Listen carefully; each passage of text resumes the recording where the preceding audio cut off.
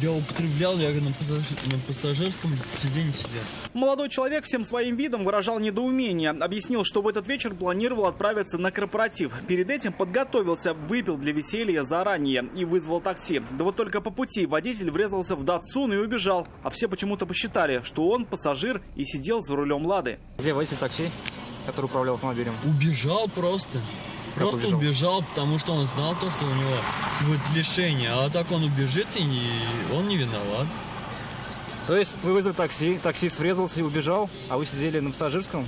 Я, в принципе, сидел. Даже вот хозяин подошел, он говорит, то, что ты виноват, то, что ты врезался в меня. Я говорю, вызывай ГАИ. Мужчина, управлявший иномаркой, в чью машину и въехал автомобиль такси, рассказал, что двигался по улице Песочная и четко помнит, кто управлял Ладой.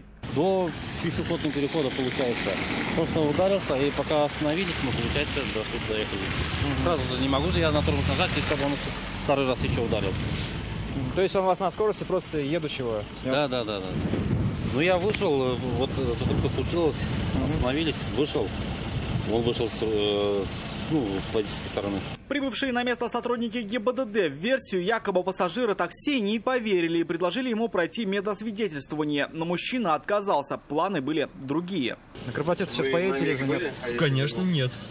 Я, может быть, возьму пару баночек пива и в сторону дома уже пешком пройдусь. Потому что это относительно не так далеко. Пешком мужчине, видимо, придется ходить чаще. Машина отправилась на штрафстоянку, а самого его, скорее всего, лишат водительских прав на ближайшие годы со штрафом в 30 тысяч рублей. Если, конечно, в суде не докажет, что за рулем сидел действительно не он. Рамиль Шайдуллин, Айрат Назипов, Константин Бушуев. Вызов 112.